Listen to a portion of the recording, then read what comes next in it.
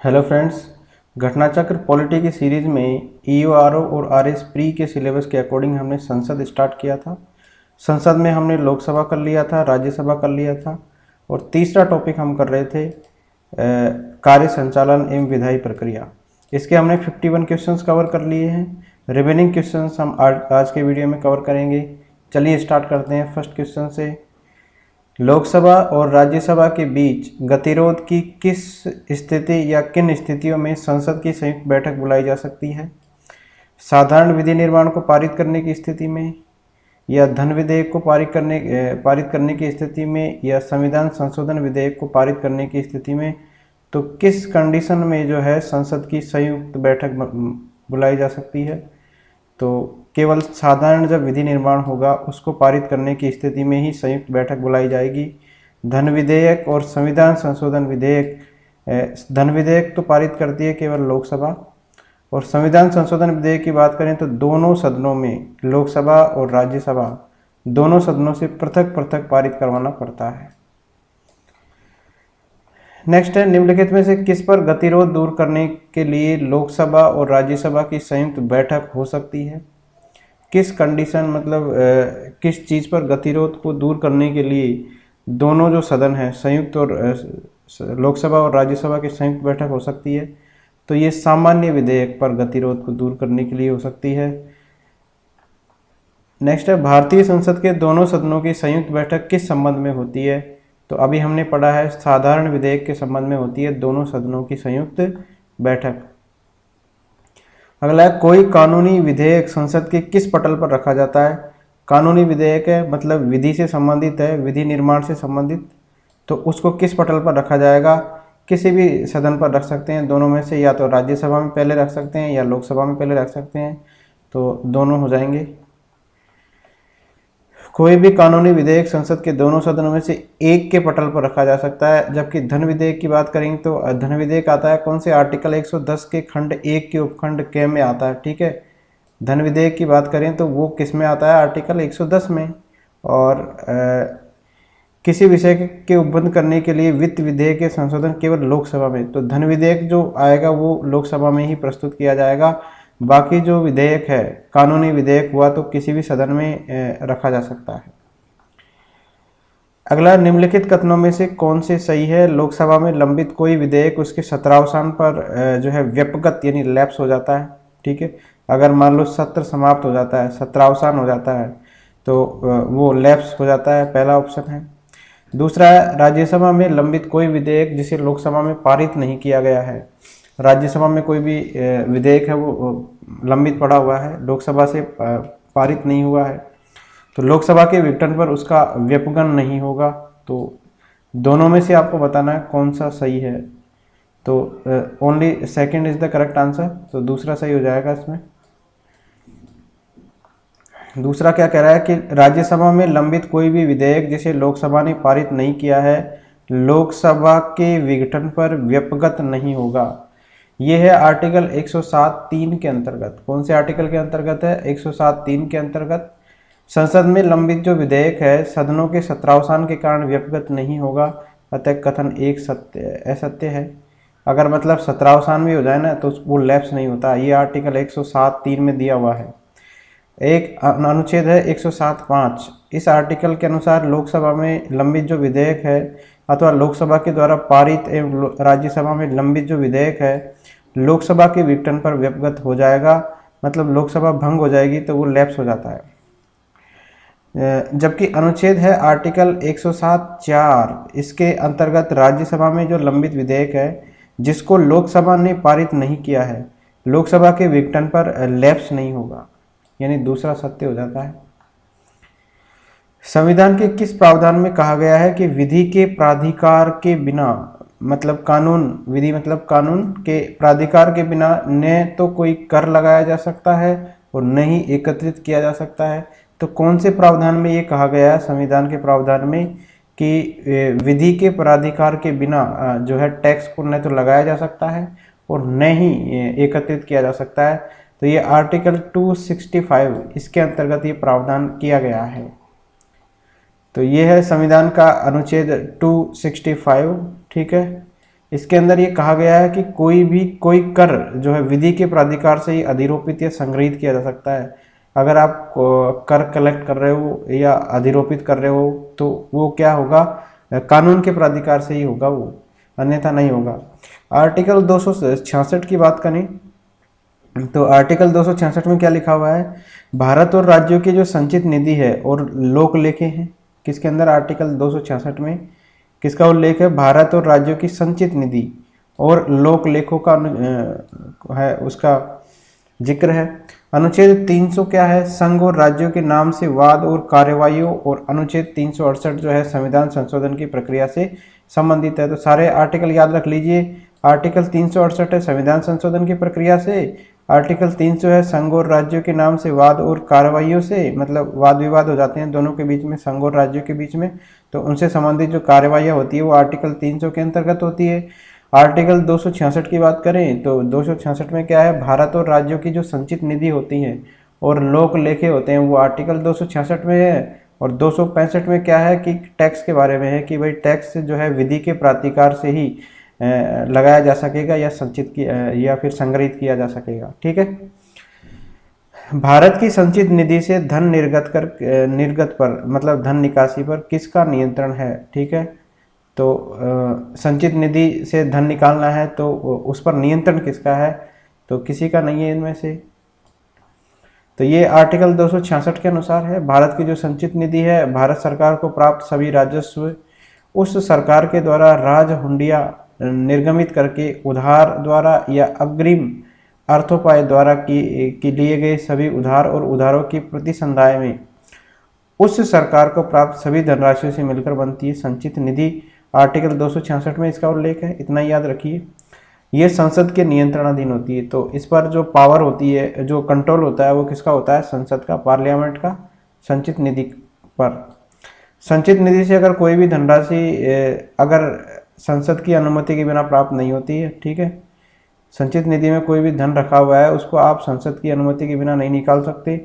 इसलिए बजट प्रावधानों के अनुरूप कार्यपालिका जो है इसको संचित निधि से धन निकालने का अधिकार तभी प्राप्त होता है जब संसद जो है आर्टिकल 114 के तहत विनियोग अधिनियम के माध्यम से, ये एक अधिनियम है आर्टिकल 114 में विनियोग अधिनियम, इसके माध्यम से इस हेतु अनुमति प्रदान करती है। ठीक है।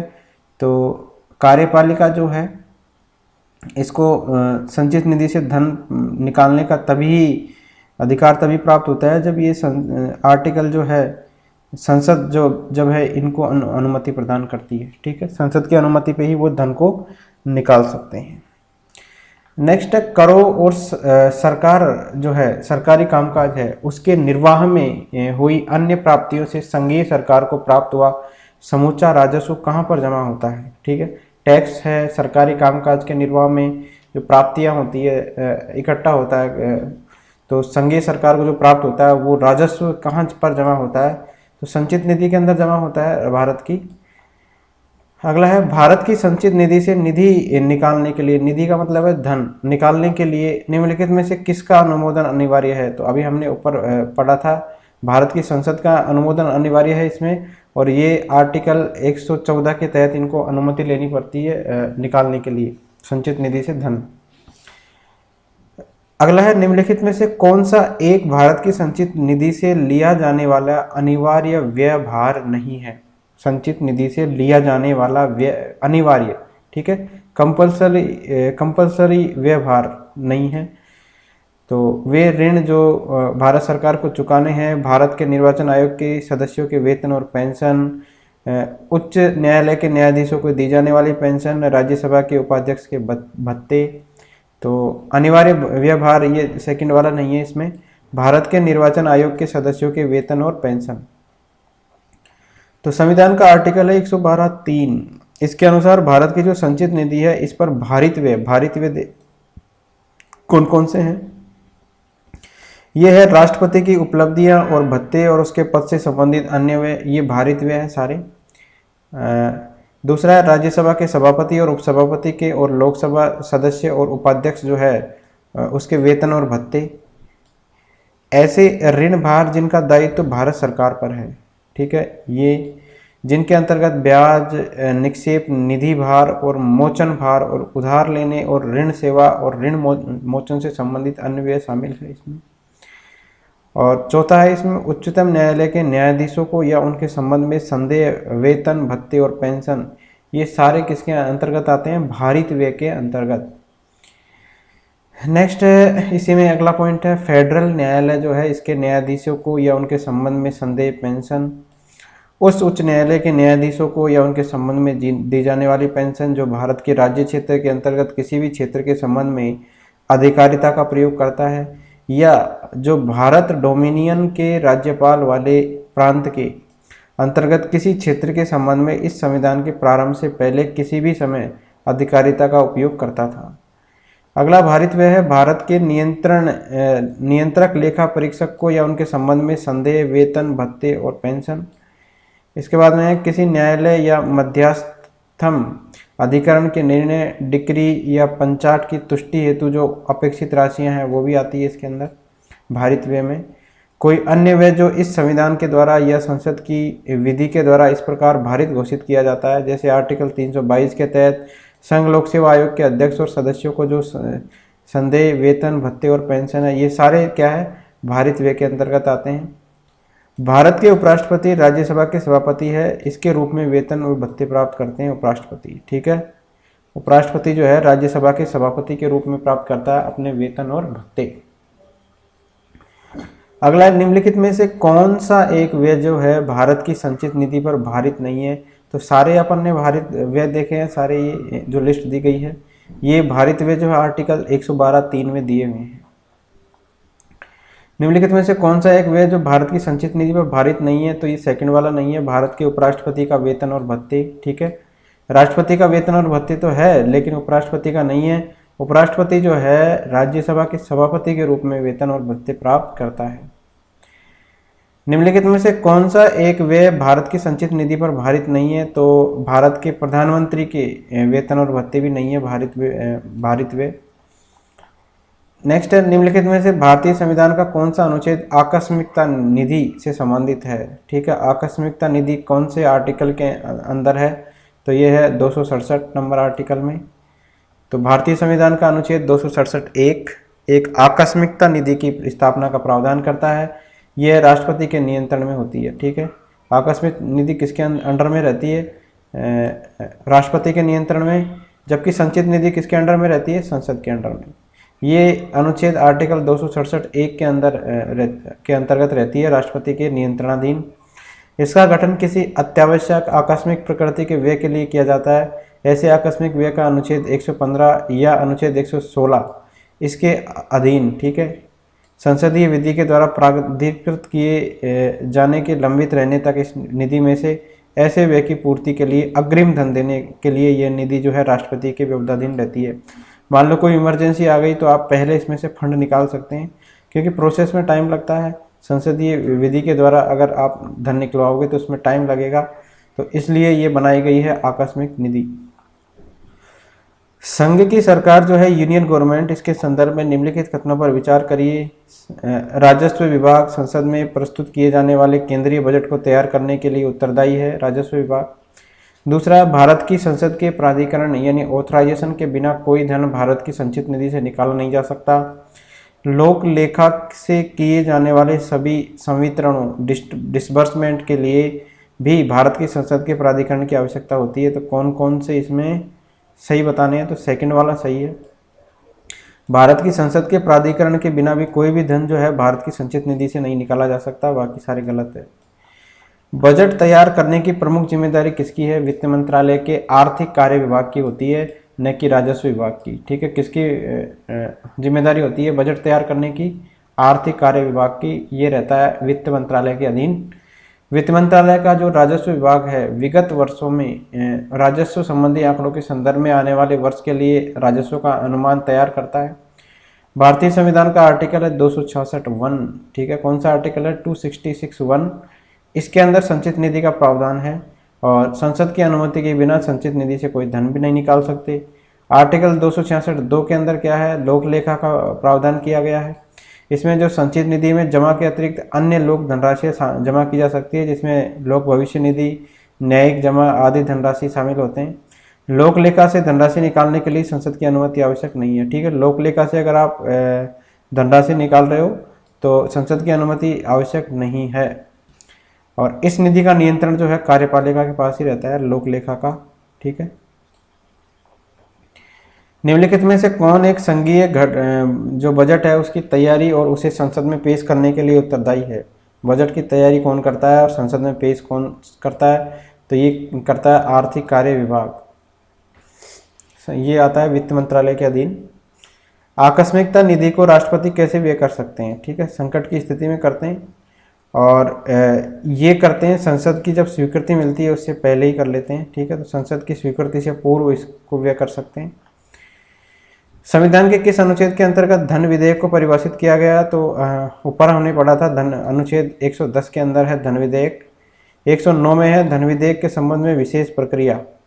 110 में है धन विधेयक की परिभाषा और 111 में है विधेयकों पर अनुमति। धन विधेयक भारत के संविधान के किस आर्टिकल में है? 110 में है। एक विधेयक को वित्त विधेयक माना जाता है आर्टिकल 110 के अनुसार यदि उसमें संबंधित प्रावधान शामिल है। कौन कौन से प्रावधान शामिल है? भारत सरकार के उधार लेने का नियमन शामिल है अगर। ठीक है, वित्त विधेयक किसको माना जाता है? ठीक है, अगर उसके प्रावधान में क्या क्या शामिल है? भारत सरकार के उधार लेने का नियमन शामिल हो, भारत के समेकित निधि की निगरानी उसमें शामिल हो, किसी राज्य के खातों की लेखा परीक्षा उसमें शामिल हो, तो ये चारों अगर शामिल होंगे तो उसको वित्त विधेयक या धन विधेयक उसको माना जाएगा आर्टिकल 110 के अंतर्गत। तो आर्टिकल 110 के अनुसार उस विधेयक को धन विधेयक माना जाएगा जिसमें निम्न में से कोई भी अथवा सभी उपबंध शामिल हो। पहला है, किसी कर का अधिरोपण, उत्साधन, परिहार, परिवर्तन या विनियमन हो। भारत सरकार के द्वारा धन उधार लेने का या कोई प्रत्याभूति देने का विनियमन अथवा भारत सरकार के द्वारा अपने ऊपर ली गई या ली जाने वाली किन्हीं वित्तीय बाध्यताओं से संबंधित विधि का संशोधन हो उसके अंदर, तब उसको धन विधेयक माना जाएगा। तीसरा है, भारत की संचित निधि या आकस्मिकता निधि की अभिरक्षा, ऐसी किसी निधि में धन जमा करना या उसमें से धन निकालना। अगला है, भारत की संचित निधि में से धन का विनियोग, किसी व्यय को भारत की संचित निधि पर भारित व्यय घोषित करना या ऐसे किसी व्यय की रकम को बढ़ाना, या भारत की संचित निधि या भारत की लोक लेखा से धन प्राप्त करना अथवा ऐसे धन की अभिरक्षा या उसका निर्गमन अथवा संघ या राज्य के लेखाओं की संपरीक्षा करना। नेक्स्ट है उपखंड क से उपखंड च में विनिर्दिष्ट किसी विषय का अनुषंगिक कोई विषय।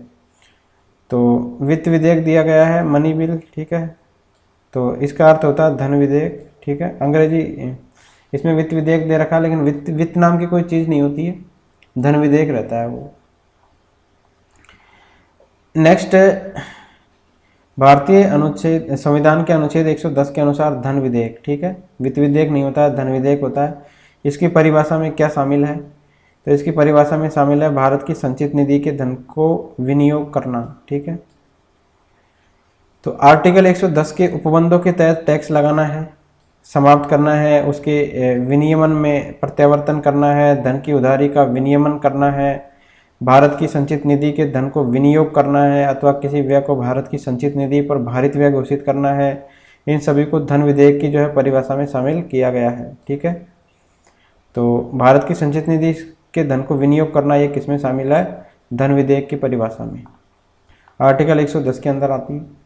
निम्नलिखित में से कौन सा विषय धन विधेयक के उपबंध में सम्मिलित नहीं किया गया है? धन विधेयक के संबंध में कौन सा जो विषय है वो उपबंध में शामिल नहीं किया गया है? तो कर से संबंधित उपबंध शामिल है इसमें, उधार यानी ऋण लेने से संबंधित उपबंध शामिल है, संचित निधि तथा आकस्मिकता निधि की अभिरक्षा से संबंधित भी शामिल है, लेकिन ये शामिल नहीं है जुर्माने या अर्थदंड से संबंधित उपबंध। तो चौथा हो जाएगा इसमें सही। संविधान का आर्टिकल 110 के अंदर धन विधेयक की परिभाषा के तहत कर से संबंधित उपबंध जो है, उधार लेने से संबंधित उपबंध है, संचित निधि एवं आकस्मिकता निधि की अभिरक्षा से संबंधित उपबंध है, उनको शामिल किया गया है। ठीक है, टैक्स से रिलेटेड, उधार लेने से संबंधित है, संचित निधि और आकस्मिकता निधि से संबंधित जो भी है उपबंध वो किस में आएंगे? धन विधेयक में आएंगे। परंतु जुर्माने या अर्थदंड से संबंधित जो उपबंध है इसमें शामिल नहीं है। आर्टिकल 110 के खंड 2 के अनुसार कोई विधेयक केवल इस कारण धन विधेयक नहीं समझा जाएगा कि वह जुर्मानों या अन्य अर्थदंडों के अधिरोपण का उपबंध करता है। तो जुर्माने और अर्थदंड इसमें शामिल नहीं है धन विधेयक में। निम्नलिखित में से से सही क्या नहीं है, कौन सा सही नहीं है इसमें से? प्रत्येक धन विधेयक एक वित्त विधेयक होता है। प्रत्येक वित्त विधेयक एक धन विधेयक नहीं होता है। वित्त विधेयक केवल लोकसभा में प्रस्तावित किया जा सकता है। वित्त विधेयक पर राष्ट्रपति के पूर्व हस्ताक्षर होते हैं। राज्यसभा वित्त विधेयक को 14 दिनों तक रोक कर रख सकती है। राष्ट्रपति वित्त विधेयक पर हस्ताक्षर करने से इनकार नहीं कर सकते। राज्यसभा वित्त विधेयक को संशोधित कर सकती है। गतिरोध की स्थिति में जो है वित्त विधेयक पर संयुक्त अधिवेशन बुलाया जा सकता है। तो इसमें से कौन सा सही नहीं है? तो 5 और 6 इसमें सही नहीं है, बाकी सारे सही हैं। ठीक है, 5वां और 6ठा इसमें गलत है, बाकी सही है ये सारे। जो प्रत्येक धन विधेयक जो है एक वित्त विधेयक होता है। ठीक है, प्रत्येक धन विधेयक को क्या कहते हैं? एक वित्त विधेयक। प्रत्येक वित्त विधेयक, लेकिन जो प्रत्येक वित्त विधेयक है वो धन विधेयक नहीं होता है। ठीक है, ये भी सही है। वित्त विधेयक केवल लोकसभा में ही प्रस्तावित किया जा सकता है, ये भी सही है। लोकसभा में प्रस्तावित करेंगे वित्त विधेयक को। नेक्स्ट है, वित्त विधेयक पर राष्ट्रपति के पूर्व हस्ताक्षर भी होते हैं। ठीक है, ये भी है। इसके बाद में राज्यसभा जो है वित्त विधेयक को संशोधित कर सकती है। ठीक है, ये भी है। और गतिरोध की स्थिति में वित्त विधेयक पर संयुक्त अधिवेशन बुलाया जाता है। ठीक है, तो ये सही है सारे। धन विधेयक का उल्लेख भारतीय संविधान के आर्टिकल 110(1) में किया गया है। प्रत्येक धन विधेयक एक वित्त विधेयक होता है, किंतु प्रत्येक वित्त विधेयक एक धन विधेयक नहीं होता। ये लाइन याद रख लीजिए। ठीक है, कोई विधेयक धन विधेयक है या नहीं, इसका विनिश्चय जो है संविधान के आर्टिकल 110(3) के तहत लोकसभा के अध्यक्ष के द्वारा किया जाता है। लोकसभा का अध्यक्ष तय करेगा कि भाई कोई भी जो विधेयक है वो धन विधेयक है या नहीं है, और उसका विनिश्चय, वो जो डिसीजन लेगा वो अंतिम होता है। आर्टिकल 110 के खंड 1 के उपखंड क से लेकर च तक, ठीक है, इसमें विनिर्दिष्ट किसी विषय के लिए उपबंध करने वाले वित्त विधेयक या धन विधेयक दोनों को लोकसभा में ही पेश किया जाता है। ठीक है, लोकसभा में पेश किया जाता है धन विधेयक या वित्त विधेयक को।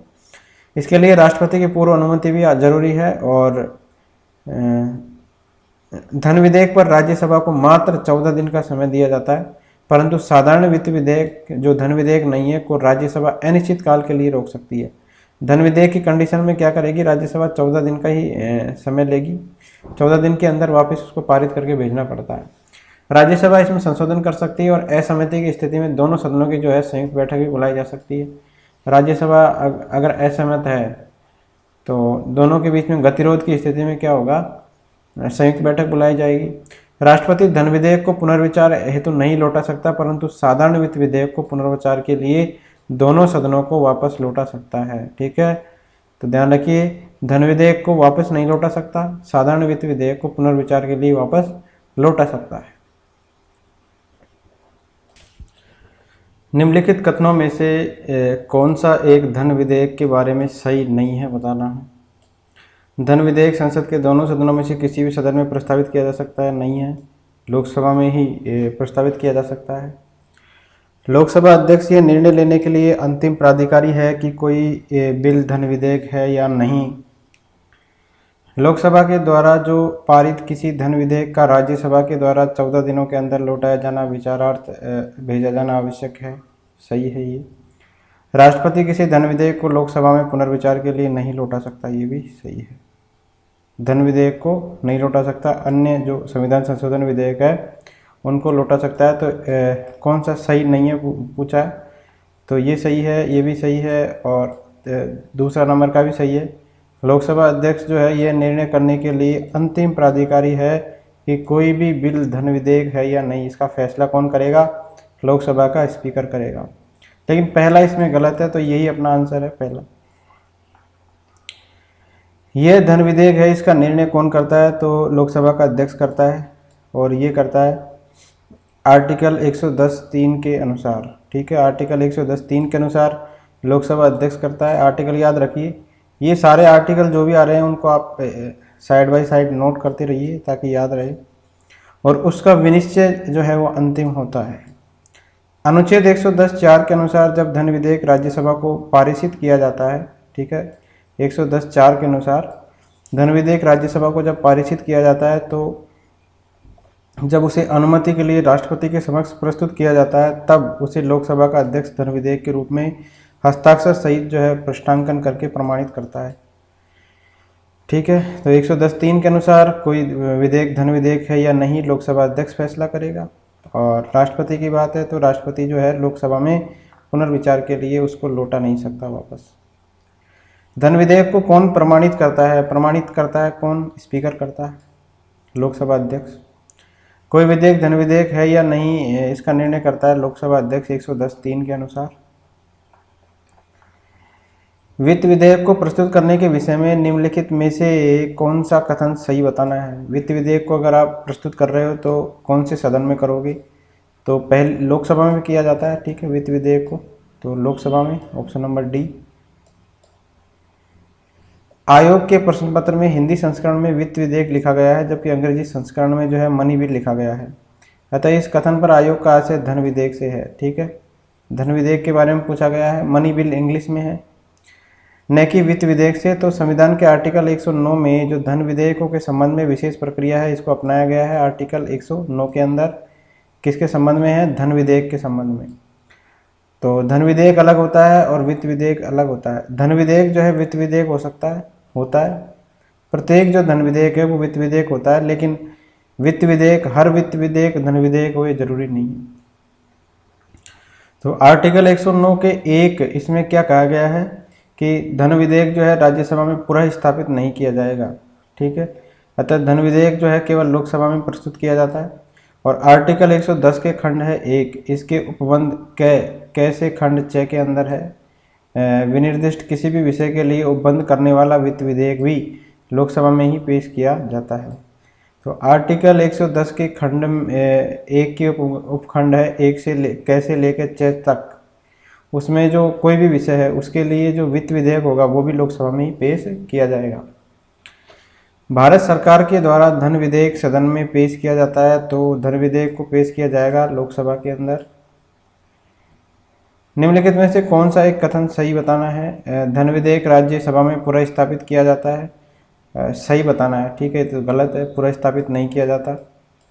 धन विधेयक संसद के दोनों सदनों में से किसी भी सदन में पुनः स्थापित किया जा सकता है, गलत है, लोकसभा में किया जा सकता है। धन विधेयक जो है लोकसभा में पुनः स्थापित नहीं किया जा सकता, ये भी गलत है। और धन विधेयक जो है लोकसभा में पुनः स्थापित किया जा सकता है, तो ये सही है। संविधान का आर्टिकल है 109(1), इसके अनुसार धन विधेयक जो है राज्यसभा में पुनः स्थापित नहीं किया जा सकता है।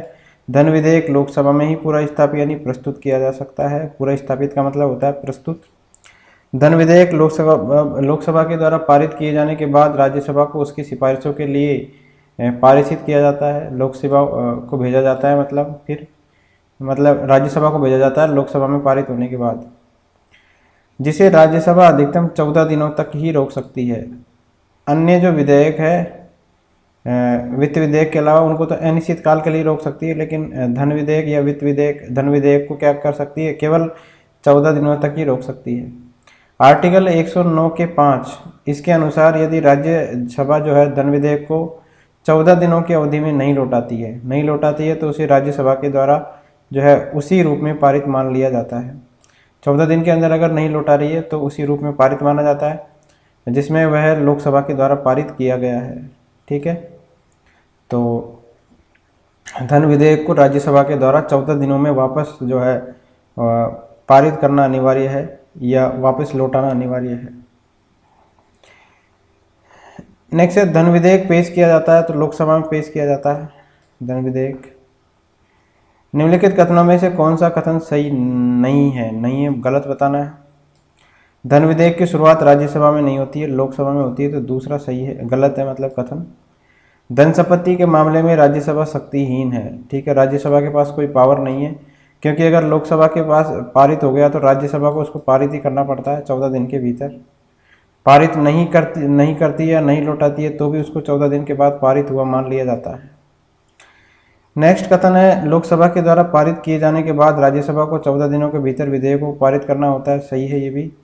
और राज्यसभा किसी धन विधेयक को पारित कर सकती है अथवा कतिपय सिफारिशों के साथ उसे लोकसभा को लौटा सकती है। तो 1, 3 and 4 are correct and second is wrong. निम्नलिखित में से कौन सा कथन सही बताना है इसके अंदर क्वेश्चन में। तो धन विधेयक लोकसभा में प्रस्तुत होता है, ये सही है। इसमें धन विधेयक कहाँ पूरा स्थापित किया जाता है, तो लोकसभा में किया जाता है। भारत के संविधान के अंतर्गत एक धन विधेयक को प्रस्तुत किया जाता है कहाँ, लोकसभा के अंदर। लोकसभा द्वारा पारित धन विधेयक राज्यसभा के द्वारा भी पारित मान लिया जाएगा। यदि राज्यसभा उस पर कोई कार्रवाई नहीं करती, 14 दिनों तक नहीं करती है, तो उसको पारित मान लिया जाता है। अगर कोई धन विधेयक जो है वो लोकसभा के द्वारा स्वीकृत हो जाए तो राज्यसभा उसे अधिक से अधिक कितने दिन तक रोक सकती है, तो 14 दिन तक रोक सकती है राज्यसभा। लोकसभा के द्वारा विचारार्थ भेजे गए धन विधेयक को राज्यसभा अधिकतम कितने समय के लिए रोक सकती है, तो 14 दिन तक रोक सकती है। ये भी सेम है, 14 दिनों के लिए। निम्न क्रियाविधियों में से कौन सी ऐसी धन विधेयक को अंगीकार करा लेगी जो एक बार लोकसभा के द्वारा पारित किया जा चुका है किंतु राज्यसभा के द्वारा संशोधित किया गया है। ठीक है, तो कौन सी क्रियाविधि है। ये राष्ट्रपति को जाएगा, लोकसभा की बैठक में भाग लेने वाले और मत देने वाले सदस्यों के 2/3 बहुमत से पारित करना होगा, या दोनों सदनों का संयुक्त अधिवेशन बुलाया जाएगा, या ये पारित समझा जाएगा। मतलब यदि लोकसभा उसे दोबारा संशोधन को स्वीकार अथवा अस्वीकार करते हुए पास कर दे। ठीक है, तो लोकसभा के पास पावर है कुल मिला के धन विधेयक के संबंध में, राज्यसभा इस मामले में शक्तिहीन है। तो option D is the correct. तो आर्टिकल है 109, इसके प्रावधानों के तहत धन विधेयक के संदर्भ में लोकसभा को जो है विशिष्ट अधिकार प्राप्त है, राज्यसभा के इसके मामले में है शक्तिहीन। यदि राज्यसभा ने लोकसभा के द्वारा पारित धन विधेयक में कोई संशोधन किया है, ठीक है, मान लो कि कोई भी विधेयक भेजा गया लोकसभा से पास करके राज्यसभा में, राज्यसभा ने उसको में संशोधन किया है, तो लोकसभा के पास पावर है या लोकसभा स्वतंत्र है उसके निर्णय को मानने या न मानने के लिए कि भाई इसके संविधान के जो ये जो संशोधन चाहती है उसको किया जाए या नहीं किया जाए। अगला है कोई विधेयक जिसमें केवल व्यय जो है अंतर्वलित है और अनुच्छेद 110 में विनिर्दिष्ट कोई विषय उसमें शामिल नहीं है। ठीक है, केवल व्यय है उसके अंदर और 110 में जो भी दिया हुआ है आर्टिकल 110 के अंदर वो उसमें शामिल नहीं है, तो ठीक है, तो उसे केवल लोकसभा में प्रारंभ किया जा सकता है या संसद के किसी भी सदन में प्रारंभ किया जा सकता है या केवल राज्यसभा में प्रारंभ किया जा सकता है या संयुक्त बैठक में प्रारंभ किया जा सकता है। तो जब ये इसके अंदर कोई विषय ही शामिल नहीं है धन विधेयक से रिलेटेड, तो ये धन विधेयक नहीं रहा। तो इस कंडीशन में उसको किसी भी सदन में प्रारंभ किया जा सकता है। तो संसद के किसी भी सदन में इसको प्रारंभ किया जा सकता है और ये इसी साधारण विधेयक की तरह प्रयोग किया जाता है और इसके लिए भी वही प्रक्रिया अपनाई जाती है जो साधारण विधेयक के लिए अपनाई जाती है। तथापि अनुच्छेद 117(3) आर्टिकल ध्यान रखिए 117(3) इसमें क्या दिया हुआ है कि भारत की जो संचित निधि है उससे व्यय करने संबंधी उपबंध वाला विधेयक संसद के किसी सदन के द्वारा तब तक पारित नहीं किया जाएगा जब तक ऐसे विधेयक पर विचार करने के लिए उस सदन से, ठीक है, उस सदन से राष्ट्रपति ने सिफारिश नहीं की है। राष्ट्रपति को सिफारिश करनी पड़ेगी उस विधेयक पर विचार करने के लिए, ठीक है, सदन को। नेक्स्ट है निम्नलिखित में से कौन सा शब्द है जो भारत के संविधान में उल्लेखित नहीं है। तो बजट शब्द का उल्लेख नहीं है भारत में और ये है वार्षिक वित्तीय विवरण शब्द दिया हुआ है आर्टिकल 112 के अंदर। ठीक है, तो बजट पेश किया जाता है वो कौन से आर्टिकल के अंदर किया जाता है, 112 आर्टिकल। और बजट शब्द तो इसमें है ही नहीं, इसके अंदर लिखा हुआ है वार्षिक वित्तीय विवरण। नेक्स्ट है बजट पर संसद के नियंत्रण के विषय में निम्नलिखित में से कौन सी बात सही नहीं है। तो बजट के निर्माण में संसद का कोई हाथ नहीं होता है, सही है, वित्त मंत्रालय के अधीन रहता है ये बजट। नेक्स्ट है संसद को समेकित इसमें दिया हुआ है नहीं होता है, सही है ये। संसद को समेकित निधि पर प्रभारित व्यय को बढ़ाने की शक्ति प्राप्त है, तो सेकंड वाला इसमें सही नहीं है, बाकी सारे सही है। संसद को राष्ट्रपति की सिफारिश के बिना कोई भी कर आरोपित करने की शक्ति प्राप्त नहीं है। राष्ट्रपति की सिफारिश होगी तभी वो टैक्सेशन लागू कर सकती है, वरना नहीं कर सकती। संसद को राष्ट्रपति की सिफारिश के बिना किसी कर में वृद्धि करने की भी शक्ति प्राप्त नहीं है, तो ये सारे सही है। दूसरा वाला इसमें गलत है। समेकित निधि इसको अपन बोल देते हैं संचित निधि भी। और इस पर जो प्रभारित व्यय है ये है आर्टिकल 113(1) के अनुसार संसद में मतदान के लिए इसको प्रस्तुत नहीं किया जा सकते हैं, केवल उस पर चर्चा की जा सकती है। संचित निधि पर जो प्रभारित व्यय है आर्टिकल 113(1) संसद में मतदान के लिए प्रस्तुत नहीं किए जा सकते हैं, मतदान के लिए प्रस्तुत नहीं किया जाएगा। संचित निधि पर जो प्रभारित व्यय है केवल उन पर चर्चा की जा सकती है। अतः प्रभारित व्यय में कोई परिवर्तित करने का अधिकार जो है संसद को के पास संसद को नहीं है इस पर, ठीक है, परिवर्तन नहीं कर सकती संसद। निम्नलिखित में से कौन सी विधियां भारत के लोक वित्त पर संसदीय नियंत्रण रखने के काम आती है? लोक वित्त पर संसदीय नियंत्रण रखने के काम में आती है, कौन सी विधियां काम आती है? तो फर्स्ट है इसमें संसद के सम्मुख वार्षिक वित्तीय विवरण का प्रस्तुत किया जाना, विनियोजन विधेयक के पारित होने के बाद ही भारत की संचित निधि से मुद्रा निकाल पाना। तीसरा है अनुपूरक अनुदानों और लेखानुदान का प्रावधान। और चौथा है संसदीय बजट कार्यालय के द्वारा समष्टिगत आर्थिक पूर्वानुमानों तथा व्यय हेतु सरकार के कार्यक्रम का एक नियतकालिक अथवा कम से कम मध्यवर्गीय पुनरावलोकन। और पांचवा है संसद में वित्त विधेयक का प्रस्तुत किया जाना। तो आपको बताना है इसमें कि कौन सी विधियां हैं जो भारत के लोक वित्त पर संसदीय नियंत्रण रखने के काम आती है। तो 1, 2, 3 और 5 ये काम में आती है, चौथी वाली काम में नहीं आती है, ठीक है।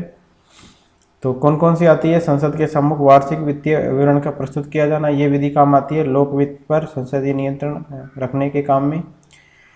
विनियोजन विधेयक के पारित होने के बाद ही भारत की संचित निधि से मुद्रा निकाल पाना।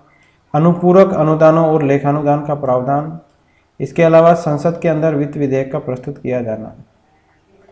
तो भारत का जो लोक वित्त है इस पर संसद के नियंत्रण के लिए संसद के समक्ष वार्षिक वित्तीय विवरण प्रस्तुत किया जाता है। संसद के समक्ष भारत की संचित निधि से मुद्रा निकालने के लिए विनियोजन जो विधेयक है पारित करना पड़ता है। कौन सा विधेयक पारित करना पड़ता है?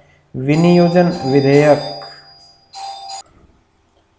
अनुपूरक अनुदानों और लेखानुदान तथा संसद में वित्त विधेयक प्रस्तुत करके भी लोक वित्त पर संसदीय नियंत्रण स्थापित किया जाता है।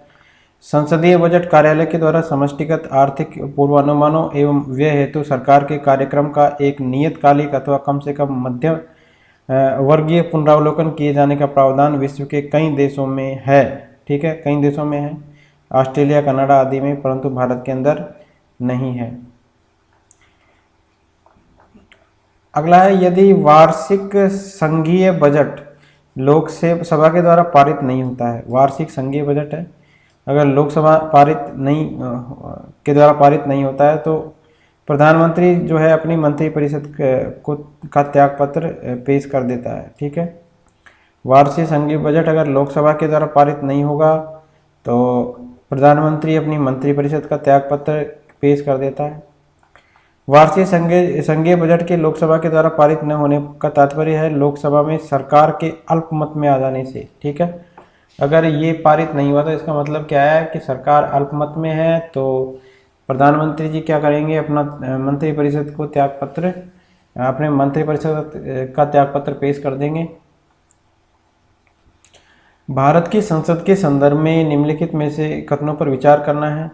गैर सरकारी विधेयक ऐसा विधेयक है जो संसद के ऐसे सदस्य के द्वारा प्रस्तुत किया जाता है जो निर्वाचित नहीं है किंतु भारत के राष्ट्रपति के द्वारा नाम निर्दिष्ट है, ठीक है। तो ये तो पहला कथन है। दूसरा कथन है कि हाल ही में भारत की संसद के इतिहास में पहली बार एक गैर सरकारी विधेयक पारित किया गया। तो सही, दोनों ही सही नहीं है इसमें। अब देखिए इसकी परिभाषा क्या है। गैर सरकारी विधेयक किसको बोलते हैं? उसे कहते हैं जो संसद के ऐसे सदस्य के द्वारा सदन के पटल पर पूरा स्थापित किए जाते हैं, यानी प्रस्तावित किए जाते हैं या प्रस्तुत किए जाते हैं, जो मंत्री नहीं होते हैं। जो मंत्री नहीं होता है उसके द्वारा पेश किया गया जो विधेयक है उसको कहते हैं गैर सरकारी विधेयक। और सरकारी विधेयक उसको कहते हैं जो किसी मंत्री के द्वारा सदन के पटल पर पूरा स्थापित या प्रस्तुत किया जाता है। तो गैर सरकारी विधेयक भी सदन में एक प्रक्रिया के तहत पेश किया जाता है। गैर सरकारी सदस्यों के विधेयकों तथा संकल्पों संबंधी एक समिति का गठन किया जाता है। इस समिति का गठन जो है लोकसभा में किया जाता है, ठीक है। गैर सरकारी विधेयक की को भी मतलब उसके लिए भी प्रोसेस होती है और इसके लिए भी एक समिति का गठन किया जाता है और ये समिति का गठन किस में किया जाता है? लोकसभा में किया जाता है। समिति में कुल कितने होते हैं? 15 कैंडिडेट होते हैं और लोकसभा के उपाध्यक्ष इस समिति के क्या होते हैं? अध्यक्ष होते हैं। ठीक है, ये जो गैर सरकारी विधेयक के लिए कमेटी बनेगी उसके अध्यक्ष कौन होंगे? जो लोकसभा के उपाध्यक्ष होंगे वो। स्वतंत्रता के बाद से अब तक 14 गैर सरकारी विधेयक दोनों सदनों में पारित हो चुके हैं। ठीक है, तो 14 गैर सरकारी विधेयक पारित हो चुके हैं, तो न तो एक सही है और न ही दो। आर्थिक सर्वेक्षण जो है प्रतिवर्ष संसद में कब प्रस्तुत किया जाता है? तो आगामी बजट वर्ष के प्रस्तुतिकरण से पूर्व किया जाता है आर्थिक सर्वेक्षण। ठीक है, बजट पेश किया जाएगा उससे एक दिन पहले, ठीक है, आर्थिक सर्वेक्षण प्रस्तुत किया जाता है संसद में। तो चालू वर्ष का जो आर्थिक सर्वेक्षण है प्रतिवर्ष संसद के अंदर आगामी वर्ष के बजट के प्रस्तुतिकरण से पूर्व प्रस्तुत किया जाता है। इसमें चालू वर्ष के अंदर अर्थव्यवस्था के विभिन्न क्षेत्रों की प्रगति और गतिविधियों के साथ राजकोषीय विवरण जो है इसमें प्रस्तुत किया जाता है। नेक्स्ट है लेखानुदान जो है संघ सरकार को अनुमति प्रदान करता है। किसकी अनुमति प्रदान करता है? लेखानुदान। ठीक है, संघ सरकार को किसकी अनुमति प्रदान करता है? तो ये अनुमति प्रदान करता है निश्चित अवधि के लिए भारतीय संचित निधि से धन निकालने के लिए। ठीक है, लेखानुदान जो है संघ सरकार को निश्चित अवधि के लिए भारतीय संचित निधि है उससे धन निकालने की अनुमति प्रदान करता है। संविधान का आर्टिकल है 116 और इसके तहत विनियोग विधेयक या बजट, ठीक है, विनियोग विधेयक भी बोल देते हैं इसको कभी कभी, या बजट कह देते हैं, इसके समय सीमा के अंदर पारित न होने की स्थिति में जब संघ सरकार को धन की आवश्यकता होती है ना, तो लोकसभा को लेखानुदान के माध्यम से निश्चित अवधि के लिए भारतीय संचित निधि से अग्रिम निधि प्रदान करने की शक्ति प्राप्त है। तो किसको प्राप्त है ये शक्ति? लोकसभा को। ठीक है, लेखानुदान के माध्यम से। लेखानुदान जो है किससे बना है? तो लेखानुदान बना है जब निश्चित तय समय के अंदर बजट अगर आपका पारित नहीं हुआ है, तो बजट पारित होना लंबित होने के कारण निधि आवंटन हेतु लेखानुदान बना हुआ है। संसद में लेखा के लिए वोट आवश्यक होता है। तो लेखा के लिए वोट कब आवश्यक होता है? जब सामान्य बजट की समय सीमा के अंदर पारित होने की आशा नहीं दिखती है। ठीक है, लेखानुमोदन और अंतरिम बजट के बीच क्या अंतर होता है? लेखानुमोदन और अंतरिम बजट, इनके बीच में डिफरेंस बताना है क्या होता है। तो स्थायी सरकार लेखानुमोदन के प्रावधान का प्रयोग करती है जबकि कार्यवाहक सरकार अंतरिम बजट के प्रावधान का प्रयोग करती है। गलत है ये। लेखानुमोदन सरकार के बजट के व्यय पक्ष मात्र से संबद्ध होता है जबकि अंतरिम बजट में व्यय और आवती दोनों शामिल होते हैं। तो अंतरिम बजट के अंदर तो दोनों शामिल होंगे, व्यय कितना हुआ, एक्सपेंडिचर एंड रिसीविंग, दोनों सम्मिलित होते हैं। जबकि इसके अंदर लेखानुमोदन की बात करें तो इसके अंदर केवल व्यय पक्ष होता है। ठीक है, तो only 2 is the correct. Budget प्रक्रिया संपन्न होने यानी बजट पर संसद में चर्चा एवं मतदान होने से पूर्व गए वित्त वर्ष का प्रारंभ हो जाने की स्थिति में वित्तीय संसाधनों के लिए संचित निधि से धन निकालने के लिए, ठीक है, अगर बजट लेट हो गया है उस कंडीशन में लेखानुदान या वोट ऑन अकाउंट संसद में पारित कराया जाता है। सरकार के बजट के व्यय पक्ष मात्र से संबंध होता है इसका। ठीक है, लेखानुदान, ठीक है, इसका संबंध किससे होता है? व्यय पक्ष से रहता है मात्र। लेखानुदान जो है स्थायी और कार्यवाहक दोनों सरकारें प्रस्तुत कर सकती है। अंतरिम बजट की बात करें तो इसमें व्यय और आवती दोनों शामिल होते हैं, व्यय भी होता है और आवती भी होता है इसके अंदर शामिल। तथा यह चुनाव से पूर्व की कार्यवाहक सरकार और चुनाव के बाद की जो नियमित सरकार है दोनों के द्वारा प्रस्तुत किया जाता है। ठीक है, फरवरी 2009 के अंदर तत्कालीन कार्यवाहक वित्त मंत्री थे प्रणब मुखर्जी। इन्होंने 2009-10 के लिए अंतरिम बजट प्रस्तुत किया था। तो अंतरिम बजट कौन प्रस्तुत करता है? ये करता है चुनाव से पूर्व की कार्यवाहक सरकार है और चुनाव के बाद की जो नियमित सरकार है दोनों के द्वारा प्रस्तुत किया जाता है। व्यय का अनुमान किस रूप में भारतीय संसद के समक्ष रखा जाता है? व्यय का जो अनुमान आप करोगे भारतीय संसद के समक्ष, तो वो किस रूप में किया जाता है? तो वो है अनुदान का अनुदान का अनुरोध के रूप में उसको किया जाता है। आर्टिकल 113(2) है ना, इसके अनुसार है संचित निधि पर भारित व्यय को अतिरिक्त अन्य व्यय को अनुमान लोकसभा के समक्ष अनुदानों की मांगों के रूप में रखे जाएंगे और लोकसभा को शक्ति होगी कि वह किसी मांग को अनुमति दे, ठीक है, या अनुमति देने से मना कर दे, अथवा किसी मांग को उसमें विनिर्दिष्ट रकम को कम करके अनुमति भी दे। तो ये है आर्टिकल 113(2) के अनुसार, ठीक है। और ये संचित निधि पर जो भारित व्यय होते हैं उसके अतिरिक्त अन्य व्यय को अनुमान। सामान्य वित्तीय विधायन के अंदर कौन से चरण शामिल है? सामान्य वित्तीय विधायन के अंदर, तो इसके अंदर शामिल है बजट का प्रस्तुतिकरण, बजट पर चर्चा, इसके बाद में है विनियोग विधेयक को पारित करना, लेखानुदान इसके अंदर शामिल नहीं है, वित्त विधेयक को पारित करना ये भी शामिल है, ठीक है। तो बजट का प्रस्तुतिकरण हुआ, बजट पर चर्चा हुई, विनियोग विधेयक को पारित करना हुआ, वित्त विधेयक को पारित करना हुआ, ये सामान्य जो वित्तीय विधायन है इसके चरण हैं, ठीक है। कौन कौन से चरण हैं? बजट का प्रस्तुतिकरण होगा, फिर बजट पर चर्चा होगी, फिर विनियोग विधेयक को पारित किया जाएगा, फिर वित्त विधेयक को पारित किया जाएगा। जबकि लेखानुदान की बात करें तो ये प्रत्यानुदान और अपवादानुदान ये आर्टिकल 116 के अंदर है। तीन चीज़ें हैं, लेखानुदान, प्रत्ययनुदान और अपवादानुदान, ये आर्टिकल 116 में है, ये इसमें शामिल नहीं है, सामान्य वित्तीय विधायन के अंदर शामिल नहीं है। संसद में विधायन प्रस्ताव की पहल करने से पहले भारत के राष्ट्रपति की पूर्व स्वीकृति आवश्यक है, ठीक है। विधायन जो प्रस्ताव अगर आप पहल कर रहे हो तो उससे पहले भारत के राष्ट्रपति की पूर्व स्वीकृति आवश्यक है। तो इसके अंदर आपको बताना है कि कौन कौन से कथन जो है सही है। तो इसके अंदर सारे कथन सही है। एक, नवीन राज्य के गठन से संबंधित विधेयक पर, ऐसे कराधान विधेयक जिसमें राज्यों का हित निहित हो, और राज्यों की सीमाओं में फेरबदल करने संबंधी विधेयक पर और धन विधेयक पर, ठीक है। तो इन सभी पर जो ये विधायन प्रस्ताव होंगे उन पर भारत के राष्ट्रपति की जो है पूर्व स्वीकृति आवश्यक है, ठीक है। तो ये याद रखिए सारे। अगर मान लो एक नवीन राज्य के लिए गठन से संबंधित कोई विधेयक आया तो उससे पहले आपको भारत के राष्ट्रपति की स्वीकृति लेनी पड़ेगी। और अगर कोई ऐसा कराधान विधेयक आया जिसमें राज्यों का हित और हित नहीं तो उसके अंदर भी राष्ट्रपति की अनुमति लेनी पड़ेगी। राज्यों की सीमाओं में आपको बदलाव करना है तो उससे संबंधित कोई विधेयक है उस पर भी भारत के राष्ट्रपति की स्वीकृति आवश्यक होगी। धन विधेयक पर भी आवश्यक होगी। तो सारे हैं। निम्नलिखित प्रस्ताव में से किसका संदर्भित संबंध संघीय बजट से है? संघीय बजट से रिलेटेड कौन है? तो ये है कटौती प्रस्ताव, ठीक है। देखो अलग अलग प्रस्ताव है, ये एक बार पढ़ लेते हैं। निंदा प्रस्ताव क्या है? सरकार की दोषपूर्ण नीतियों की आलोचना के लिए लाया जाता है निंदा प्रस्ताव। सरकार है उसकी दोषपूर्ण नीतियाँ है तो उनके आलोचना के लिए निंदा प्रस्ताव लाया जाता है। ध्यानाकर्षण प्रस्ताव लाया जाता है किसी अत्यावश्यक सार्वजनिक महत्व के विषय पर संबंधित मंत्री का ध्यान आकर्षित करने के लिए, ठीक है। ध्यान को आकर्षित करने के लिए कोई भी अति आवश्यक सार्वजनिक महत्व के विषय है उस पर किसी मंत्री का, संबंधित मंत्री का ध्यान आकर्षित करने के लिए उससे पद एवं सत्ता के अनुरूप औपचारिक कथन की प्राप्ति के लिए लाया जाता है।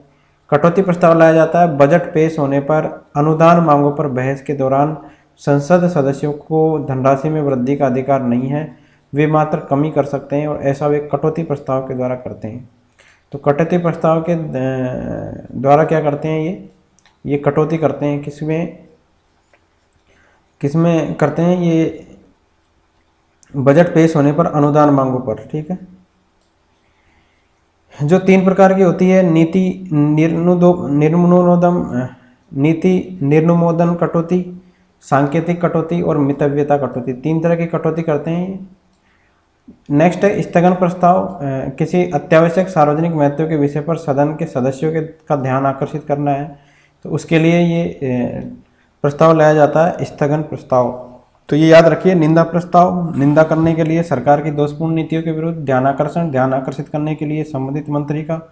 कटौती प्रस्ताव लाया जाता है अनुदान मांगों में कमी करने के लिए, कटौती करने के लिए। और स्थगन प्रस्ताव लाया जाता है किसी अत्यावश्यक सार्वजनिक महत्व का कोई विषय है उस पर संसद के सदस्यों का ध्यान आकर्षित करने के लिए। कटौती प्रस्ताव का उद्देश्य क्या होता है? तो इसका उद्देश्य होता है बजट प्रस्तावों के खर्चों में कमी। ठीक है, बजट प्रस्तावों के खर्चों में कमी का प्रस्ताव पेश करने से है। तो बजट की अनुदान मांगों में संशोधन के लिए लोकसभा या राज्यसभा की विधानसभा में प्रस्तुत किया जाने वाला प्रस्ताव कटौती प्रस्ताव कहलाता है। ठीक है, क्या किसको कहते हैं? बजट की अनुदान मांगों में संशोधन हेतु लोकसभा या राज्यसभा की विधानसभा में राज्य की विधानसभा में प्रस्तुत किया जाने वाला जो प्रस्ताव जो है वो कटौती प्रस्ताव कहलाता है। तो किस में पेश होगा? या तो लोकसभा में होगा और राज्य के अंदर विधानसभा के अंदर होगा। और ये होता है बजट की अनुदान मांगों में कटौती करने के लिए। इसके तहत सरकार के द्वारा प्रस्तुत अनुदान जो है मांगों को अनुचित बताते हुए उसमें कमी का प्रस्ताव लाया जाता है। मतलब वो बताते हैं कि आप इसमें ज़्यादा खर्च कर रहे हो तो इसको कम किया जाना चाहिए। निम्न में से कौन सही सुमेलित नहीं है? नीति निर्मोदन प्रस्ताव, मितव्ययता प्रस्ताव, सांकेतिक प्रस्ताव और लेखानुदान। ठीक है, तो सुमेलित नहीं है बताना है कौन सा। तो डी वाला इसमें सुमेलित नहीं है। बजट मांगों को पूर्ण रूप से वित्तीय वर्ष के लिए पारित करना लेखानुदान नहीं कहलाता है। बाकी सारे सही है। नीति निर्नुमोदन प्रस्ताव है, बजट की मांग को घटाकर 1 रुपया तक कर दिया जाए। मितव्ययता प्रस्ताव है, बजट की मांग में से एक निर्दिष्ट राशि घटा दी जाए। और ये 3 तरीके के जो है कटौती प्रस्ताव है। सांकेतिक प्रस्ताव होता है बजट की मांग में से 100 रुपये कम कर दिए जाए। ठीक है, तो 100 रुपये कम कर दिए जाए तो सांकेतिक प्रस्ताव। मितव्ययता मतलब उसमें कमी की एक विशेष राशि घटा दी जाए तो मितव्ययता प्रस्ताव हो जाएगा। और नीति निर्मोदन हो जाएगा 1 रुपया कर दिया जाए। ये लेखानुदान के अनुरूप नहीं है। लेखानुदान तब का विषय है जब बजट आने में देरी हो जाती है। तो बजट प्रस्तुतिकरण अथवा बजट मांगों के सदन में पारित होने के मध्य समय में प्रशासनिक व्यय को पूरा करने के लिए लेखानुदान की मांग की जाती है। ठीक है, बजट प्रस्तुतिकरण और बजट मांगों के सदन में पारित होने के मध्य में और बजट प्रस्तुतिकरण के मध्य में जो प्रशासनिक व्यय होते हैं उनको पूरा करने के लिए लेखानुदान की मांग की जाती है। अन्य शब्दों में यह बजट पारित होने से पहले के प्रशासनिक व्यय के लिए आवश्यकता की पूर्ति के लिए एक अग्रिम मांग है। और ये तो ठीक है, तो सारे ऑप्शन इसमें सम्मिलित है।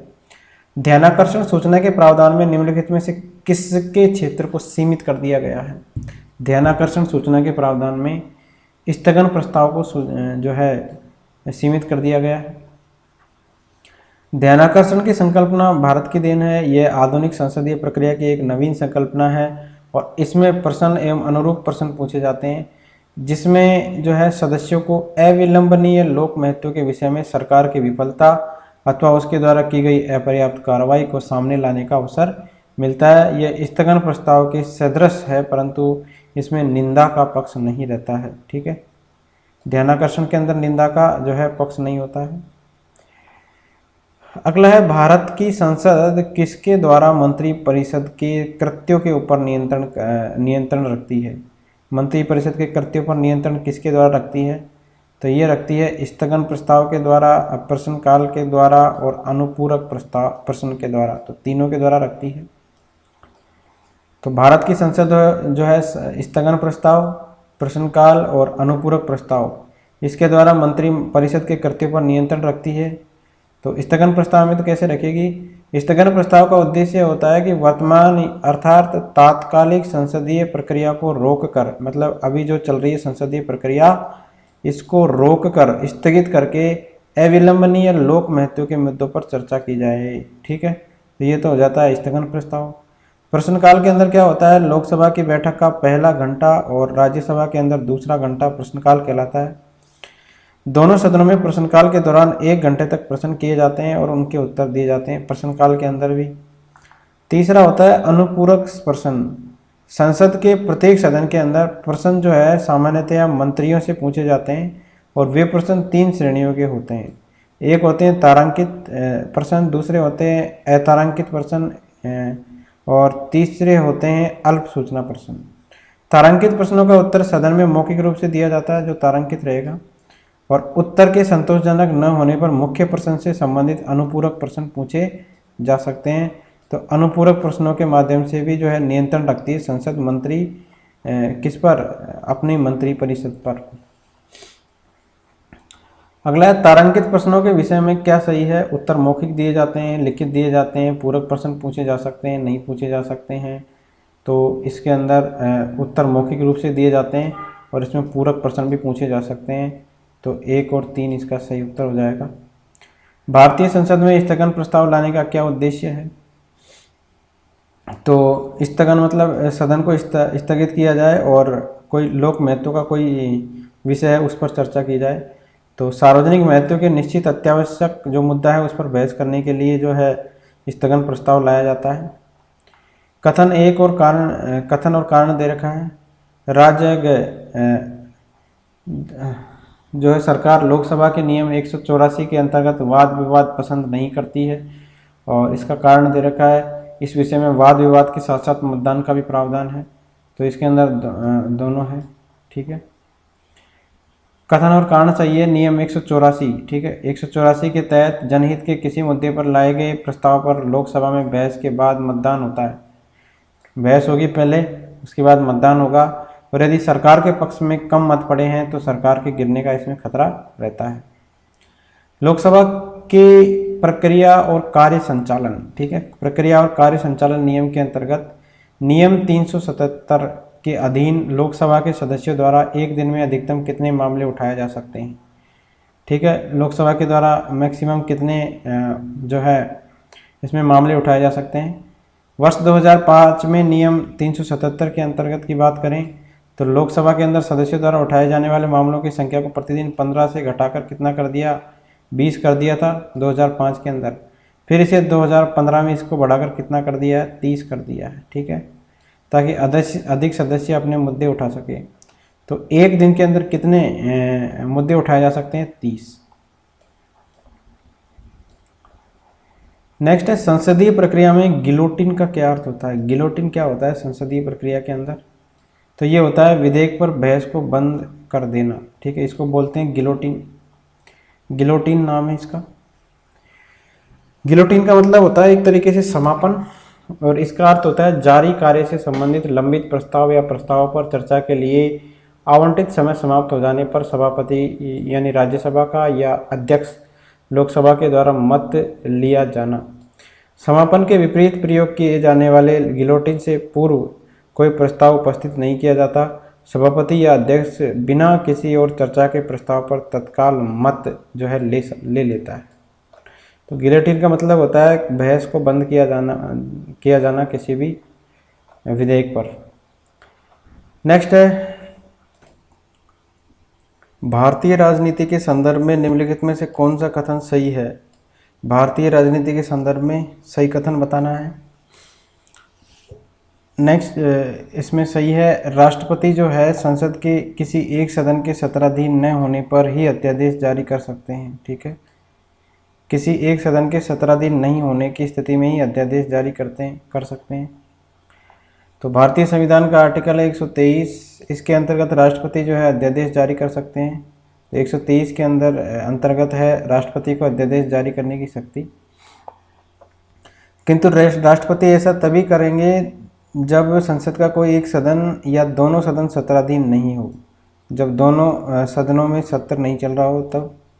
राष्ट्रीय विकास परिषद में प्रधानमंत्री, सभी केंद्रीय कैबिनेट मंत्री, सभी राज्यों के मुख्यमंत्री, सभी केंद्र शासित प्रदेशों के मुख्यमंत्री, प्रशासक, योजना नीति आयोग के सदस्य और सचिव शामिल होते हैं। अतः बी इसका सही है। निम्नलिखित कथनों का परीक्षण करें और सही उत्तर चुनना है इनमें से।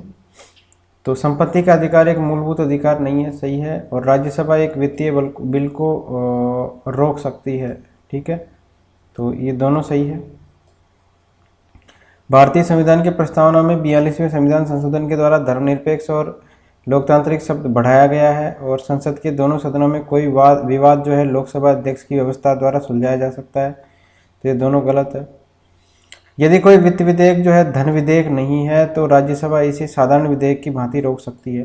अब इसमें जो उल्लेख किया गया है वित्तीय विधेयक का किया गया है इस वजह से, लेकिन वो धन विधेयक नहीं होना चाहिए। उसी कंडीशन में जो है राज्यसभा उसको रोक सकती है। यदि अगर कोई धन विधेयक है तो 14 दिनों तक रोक सकती है उसको।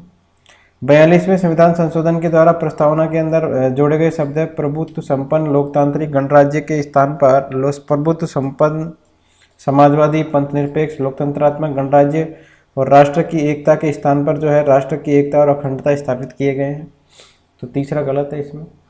संसद के दोनों सदनों में किसी असहमति की स्थिति में अगर असहमति की स्थिति बन जाती है तो संयुक्त बैठक का प्रावधान है। तथापि ऐसे किसी विवाद को लोकसभा अध्यक्ष की व्यवस्था से सुलझाने का कोई प्रावधान नहीं है। तो लोकसभा अध्यक्ष के द्वारा सुलझाया नहीं जाएगा वो, और संयुक्त बैठक का जरूर प्रावधान है। 44वें संविधान संशोधन 1978 इसके द्वारा संपत्ति के अधिकारों को मौलिक अधिकार से हटाया गया और एक विधिक अधिकार जो कि आर्टिकल 300 के द्वारा जो है बना दिया गया है। भारतीय संसद का सचिवालय है वो किसके अधीन है? तो ये है सरकार से स्वतंत्र है सचिवालय। ठीक है, तो स्वतंत्रता से पूर्व भारतीय विधानमंडल के लिए सरकार से स्वतंत्र और असंबद्ध पृथक सचिवालय का विचार किया गया। विचार जो है सामने आया जनवरी 1926 में। स्वतंत्रता के बाद भी इस विचार को अपना लिया गया है और संविधान के आर्टिकल 98 के तहत भारतीय संसद के प्रत्येक सदन के लिए एक पृथक सचिवालय की व्यवस्था है। तो राज्यसभा के लिए भी अलग से सचिवालय है और लोकसभा के लिए भी अलग से सचिवालय है, और ये क्या होते हैं, गवर्नमेंट जो होती है उससे स्वतंत्र होते हैं। भारतीय संसद की संप्रभुता प्रतिबंधित है। किससे प्रतिबंधित है? तो ये प्रतिबंधित है न्यायिक समीक्षा से। तो जो भारतीय संविधान है इसके तहत संसद जो है सर्वोच्च विधि निर्मात्री संस्था है संसद। ठीक है, परंतु उसके द्वारा जो निर्मित विधि है संविधान के मौलिक ढांचे का अतिक्रमण न करे इसके लिए सर्वोच्च न्यायालय जो है न्यायिक समीक्षा करता है। मतलब संसद के ऊपर भी कौन है? सर्वोच्च न्यायालय। भारतीय संसद का जो स्वर्ण जयंती समारोह वो कब मनाया गया था? तो ये मनाया गया था 13/5/2002 को। 13 मई 2002 को भारतीय संसद की जो औपचारिक स्थापना जो है प्रथम लोकसभा चुनाव के पश्चात 13 मई 1952 को प्रारंभ हुई थी। ये को प्रारंभ प्रथम अधिवेशन से कि 50 वर्ष पूर्ण हुए थे, इस वजह से क्या मनाया गया? स्वर्ण जयंती समारोह। ठीक है, भारतीय संसद की स्थापना हुई थी 13 मई 1952 में, मतलब प्रथम अधिवेशन हुआ था। उसके बाद में उससे 50 साल पूरे हुए 13 मई 2002 को, तो स्वर्ण जयंती समारोह मनाया गया था। नेक्स्ट है वह कौन राष्ट्रवादी नेता था जो 1925 में केंद्रीय विधानसभा का अध्यक्ष चुना गया था? 1925 के अंदर केंद्रीय विधानसभा का अध्यक्ष चुना गया था, कौन था? तो वो थे विट्ठल भाई पटेल। तो केंद्रीय विधानसभा सेंट्रल लेजिस्लेटिव असेंबली का जो प्रथम अध्यक्ष 1925 के अंदर राष्ट्रवादी नेता थे विट्ठल भाई पटेल, इनको चुना गया था और इनका कार्यकाल 1930 तक रहा। तो ये थे संसद से रिलेटेड क्वेश्चंस। तो नेक्स्ट वीडियो में अपन संसद की समितियों से संबंधित क्वेश्चंस डिस्कस करेंगे। Thank you friends.